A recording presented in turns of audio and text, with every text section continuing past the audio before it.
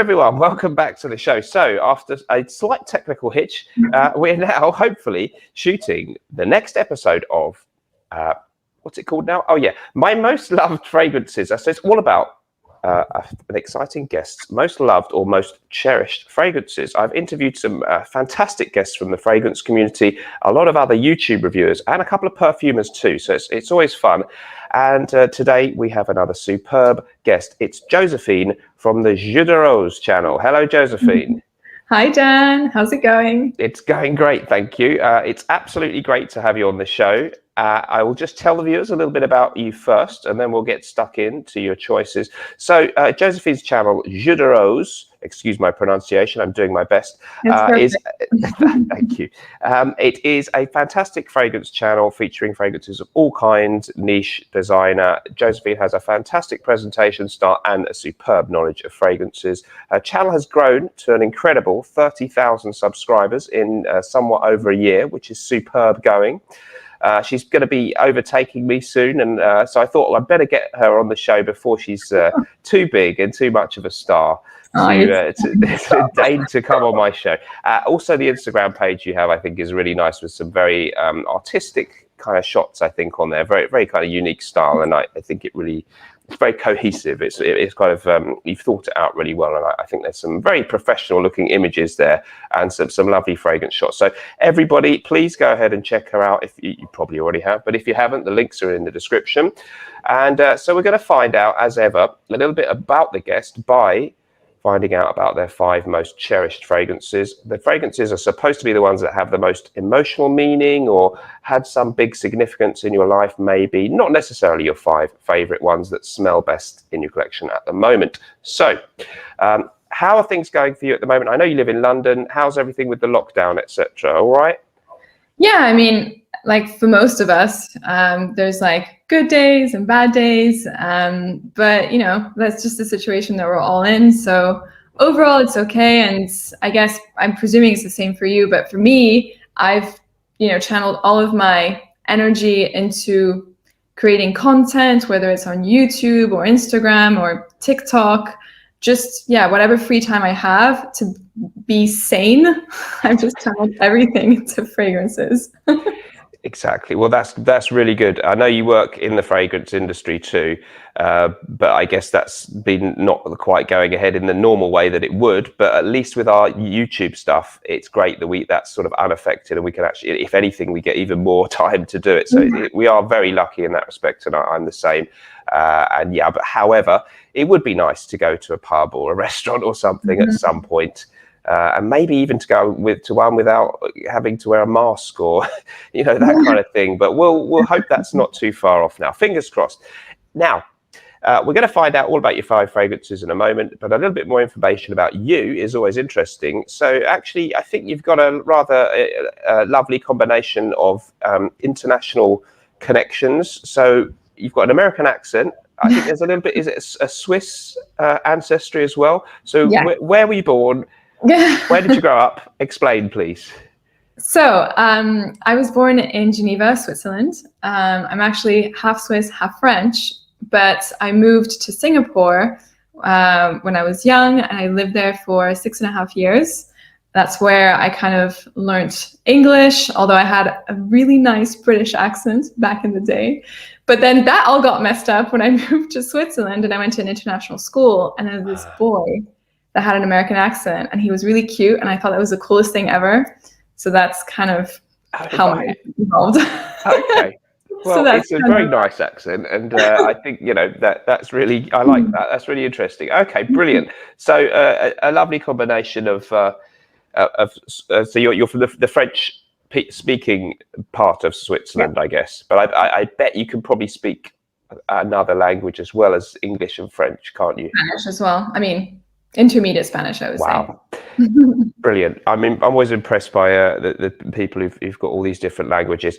Okay, and the channel has grown in an absolutely fantastic way, and you pretty much focus on a wide variety of different stuff, isn't there? For male viewers, there are quite a lot of videos that deal with men's fragrances, so something really good to check out there. But I know that your own interest in fragrances extends to, you do quite a lot of testing of obscure niche brands and that kind of thing too. Do you think there's any one kind of fragrance that you gravitate towards mostly, that's your thing? If you had to describe that, would there be any way you could do that? Yeah, I mean, I'm more inclined to go towards more niche-y fragrances, but not niche in the sense that are too challenging.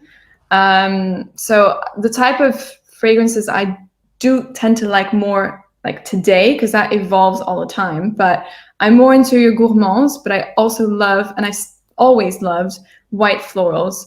So that is kind of, and you'll see amongst one of my picks, it is one of my first favorite white florals, I will say. So yeah, gourmand, white florals, all the way. How about you're more of a classic / traditional gentleman-like colognes, right? I'm afraid I have typecast myself into that role now, and I'm doubling down on it. I might as well go with it. I actually, I'm just as likely to sort of really like a Chanel Allure Homme Sport or something very not so classic like that. But I do find that the things that sort of touch me most, perhaps in a sort of the way they just make me nostalgic, even for an era that I never actually lived in, are some of the old classic ones. So yeah, I do like the old citrus aromatic type fragrances, and maybe your fougères or your chypres, perhaps for the most. But like most of us, I do try to have a bit of variety. But you're right, you're absolutely right. Okay. Now, the question I always ask everybody, which really sort of intrigues me, is how and at what point did you become more than averagely into fragrances? So I've always been into perfumes ever since I was little, through introduction from my mom, my grandfather. They've always loved fragrances, and they would make me smell, I don't know, flowers, different types of foods, spices, and always expose me to that. And still today, my mom in the garden is like, can you go smell this rose? Or this iris is amazing. It smells like this, that, and it's different from this type of iris, da, da, da. So it's kind of always been an obsession, so much so that I ended up studying perfumery, and I work in the industry in addition to my YouTube channel. So it's like, it's always been an obsession, and it still is very clearly an obsession. That's really good. Okay, so I mean, you're someone with a real knowledge of this going way back, and it sounds like your parents were sort of into the fragrance thing as well. So that explains how come you're quite knowledgeable.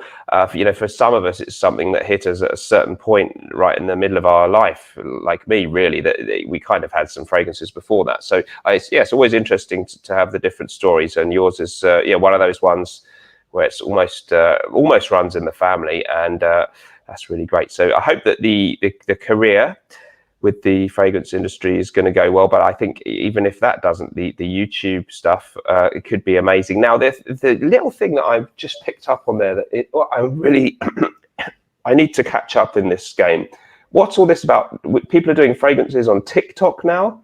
How does that work? I mean, explain that, please. Okay, so TikTok is the new social media star, rising star, whatever. Yeah. Where essentially it was like teens, or they are mainly teens on this platform, and it's all related to dance. And Jeremy Fragrance is on there, for example, and he's doing all his dancing, but also recommending fragrances.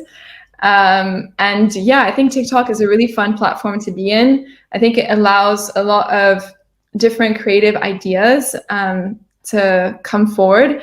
And initially, people would recommend, fragrances that are more on the cheap end because of the demographic, younger viewers, etc. But I've noticed that there is an appetite as well for more premium, niche luxury fragrances, and so me personally, I kind of show like a mix of them, and you can make it really funny with all the different like music that you put on top, the effects. So yeah, it's just like a really fun platform. All right. Well, I can tell you, I've never been on TikTok. I'm going to put a link to your TikTok in the description. And so do you think that, I could have a big future on TikTok too, in all honesty? In honesty, like you could. And the thing is, with TikTok, you don't know what happens. You could just like become viral overnight. Okay. Seriously, you should try it. I'll work on a couple of dance moves tonight, and we'll see. We'll see what happens. Okay, thanks for the tip. All right, brilliant. Okay, so we'll get into your selections in a moment. I think. I think we've covered everything. Yeah, it's time to get into it. So you've got 5 picks for us. No rules. Doesn't have to be any particular order. What's the first selection, please? All right. So, well, there is a bit of an order here in my selections that is kind of based off of like my life journey almost.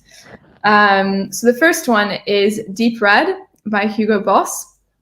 Have you tried this fragrance before? No, I don't recognize it at all, to be honest. So this is a fragrance. This was my first. Why did I pick this scent? Well, this is my first grown-up type of perfume. So actually, this used to be my mom's.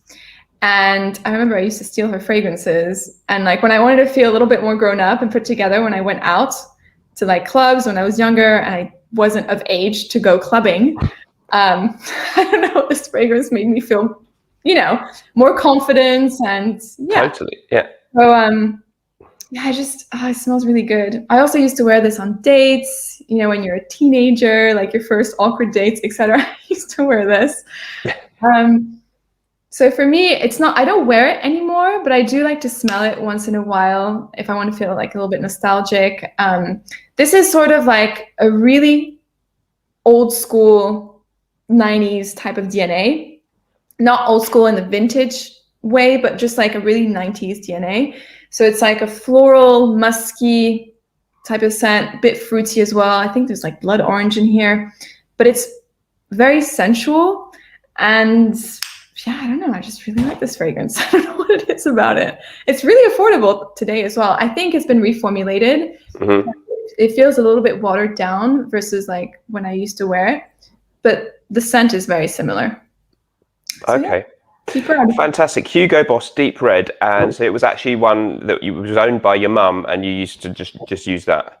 Yeah. Yeah, pretty much. That's a very common way for all of us. For me, it was being a bit older than you. It was my dad's Givenchy Gentleman, which is a 70s powerhouse fragrance. Little did I know that at the time. I just thought that's some kind of aftershave. So in my first fumbling attempts to go out and socialize as a teenager, I was wearing this very beastly old-fashioned fragrance, but it didn't seem to completely hinder me, so I guess it was okay. So yeah, it's like that for a lot of us actually, so that's great. Okay, that was choice number 1.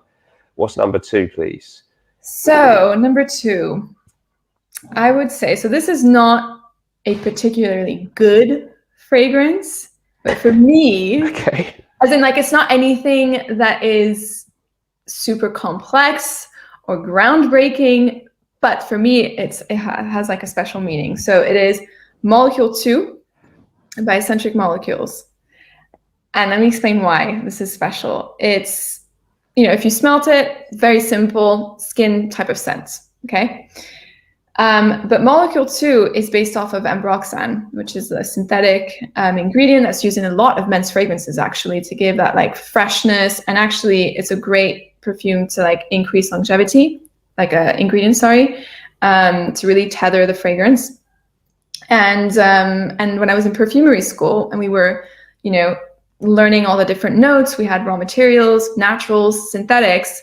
And when we were going through the synthetics, I smelled ambroxan. I was like, wow, this smells so good. I wish there was a fragrance that encapsulated this scent, because we had these like little vials. And I remember like it was diluted and in 10% alcohol, but I would like directly put it onto my skin. I'm like, this is probably really not that great for me, and besides I need to study. And so then I went into store and I discovered that Molecule 2 was purely ambroxan, and that made me really happy. And yeah, that's kind of my favorite ingredient. So there you go, bottled in. I love that. Okay, makes total sense. So a lot of people, perhaps the most famous one's Molecule 01, which is ISO super, but ambroxan is one of the most famous perfume ingredients nowadays. I actually am ashamed to say I've not smelt it in isolation, and I find it very admirable that you're somebody who's actually been to perfume school, so you've actually you've studied these ingredients a little bit. So I think that kind of thing is kind of rare in a YouTube reviewer. And I find that rather a big plus point, I think, for anyone who wants to check out your channel. You got someone who studied this stuff at perfume school, rather than, you know, I'm just guessing a lot of the time when I say I can smell this and that. So that's really cool. Ambroxan, obviously, well, perhaps not obviously to everyone watching, it's based on, isn't it, ambergris? It's a synthetic form of ambergris, the thing that comes from a whale's digestive tract. Is that right? That is right. Yes, I know. Yeah. The source is kind of gross, and you're like, also like the people who discovered ambergris, the sailors, because initially they discovered it. Like, who would just like take some like floating digestive juices on the sea and just like and smell it? Like, seriously. Exactly. I'm the same. How did that happen? It's like, the same with castoreum and things. Yeah. How did who thought of that? What was going on? I'm totally with you. It's a mystery to me. It really is, but you know, I mean, it really works. And ambroxan, I find it doesn't have that animalistic, beastly quality that ambergris does. Yeah. And actually, ambergris, I think it was Marie Antoinette that used to take natural ambergris and put it in like a hot chocolate, and it was like used as like an aphrodisiac or whatever. Wow. Yeah. I didn't know that. That's a fascinating story. Thank you. Viewers, this is a history lesson. That's a very intriguing story. I like that. Okay. I have heard something similar that was done with civet, actually. Where people used to put just civet on certain parts of themselves as a supposed aphrodisiac in the 19th century. So, yeah, but how they discovered all this stuff, I don't know. I guess we'll move swiftly on from that. But ambroxan, great choice. And yeah, guys, if you think Moleculo 1 is the only thing from eccentric molecules to think about, then Moleculo 2 could be worth a look. Okay, what's fragrance number 3, please? So fragrance number 3 is my first very expensive purchase at the time. And this was still when I was in perfumery school, but it was the first time that I like splurged. I think it was like either between 200 or 250 euros. It was in Paris. It's Tom Ford Jasmin Rouge. And I remember being in the store and I smelled and I was like, oh, I've never smelled anything quite like this. And then I was like, I have to buy it. And I saw the price tag. I was like, oh gosh, how am I going to buy this? I'm a student. Help. So in the end, I actually went back. I didn't buy it at first. And I went back and I was like, okay, I really need this fragrance in my life. And Jasmin Rouge is a jasmine-based scent that has like a sort of like a jasmine, spicy jasmine tea quality about it. Have you tried it? This one? I don't think I've tried that one. No. It's not talked about that much within Tom Ford. And funny enough, when I was preparing my fragrances for this video, last night I purchased a new bottle of this because it's frankly like, it doesn't smell good anymore. I've had it for so long. I've had it for 6 years now. And yeah, the fragrance is gone. But it's a really, really nice, spicy, smoky jasmine tea scent that is super potent. And like a lot of Tom Ford fragrances, it's, you know, very powerful, opulent, it smells very expensive, and it's quite loud as well. So yeah, really like this. Okay, brilliant. Well, you see, that was your first sort of big, expensive niche purchase. And actually, I've just thought that certainly the second fragrance you picked, totally unisex. And this one, would you say men or women could equally well wear it? Or does it be quite feminine leaning? However, because it has quite a bit of character, I think it could smell quite nice on men. I think the men need to be quite open-minded and, you know, must like the white florals, like a very strong floral. Okay. But I wouldn't see why not. All right, brilliant. Thanks a lot. Yeah, another small thing that I noticed there, I have the same issue with people like us with a big collection. Naturally, even fragrances that we really like, maybe we don't get through that bottle in 6 months. So I've got loads that have been here for, you know, maybe 5 years or more, and they don't necessarily. Some of them seem to hold up fine, but sometimes they don't exactly necessarily smell bad, but something kind of goes, or it's a bit of an issue, isn't it? Do you find? Well, I actually, it's very interesting that you're raising this point, because I noticed I have quite a few Tom Ford fragrances, and I've noticed that they go off very quickly. So the shelf life is pretty bad. Right. Not the only one that I have. I bought another one maybe like 4 years ago, and it's already turned.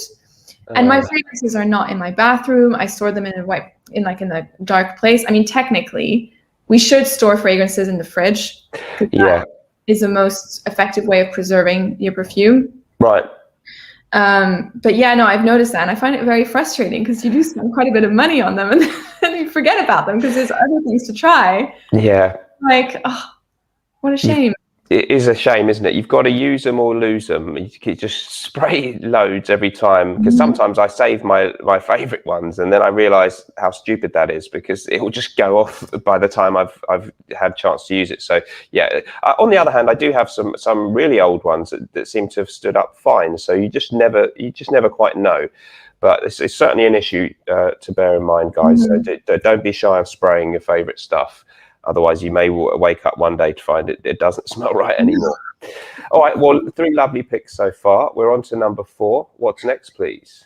So number 4, I mean, with Tom Ford, it's a designer, right? More than niche. I mean, I guess the private collection is kind of in between. Yeah. And I guess, well, Molecule 2 is a niche brand technically, but it's actually like more of like an affordable niche. So I would say my first real niche luxury fragrance is La Libella by Memo.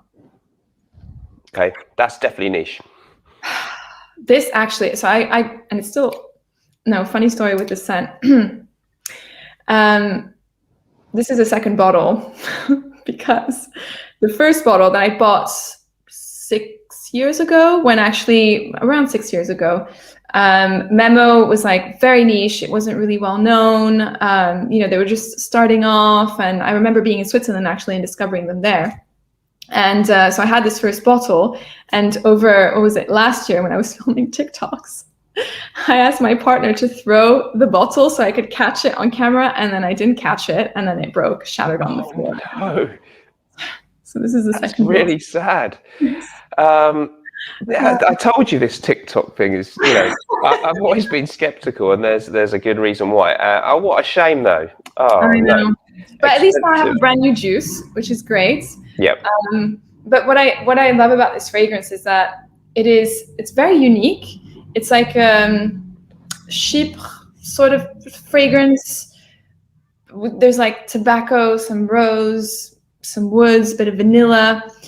It's quite difficult to describe, but for me, this is like a badass scent. Excuse my language, but it really is like, it's like a boss lady's fragrance. And this is a perfume that I like to wear if I want to feel super confident. If I'm going out and I just, want to feel extra good, then I'll spray La Libera. And the packaging of Memo, like, I don't know if you've had an opportunity to, have a fragrance from them, but I don't own any, but I like their bottles. But I don't know if you can see here, but this is actually like a plate. Oh yeah. So it's like a metal plate. Yes. And yeah, it's super luxurious. Classy. Yeah, I do like their presentation. La Libera, is that right? La Libella. Oh. La Libella. Thank you. Right.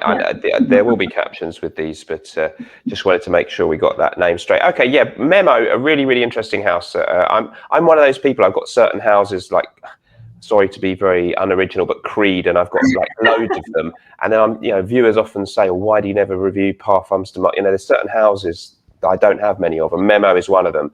But you've reminded me that they're on my must find one that is the one for me. I know there's the leather ones, aren't there? But I don't know. I think there's going to be, given your tastes, there's a few leather ones I think you're really going to enjoy. There's one of them, Russian leather. I think I've tried that. I did like it. Up your alley. Okay. And there's a few others this fragrances. I would personally just buy the fragrances for the packaging if I had infinite money in my bank account, because they just look so nice. Even if I don't like every single scent, the packaging is beautiful. Yeah. Okay. Yeah.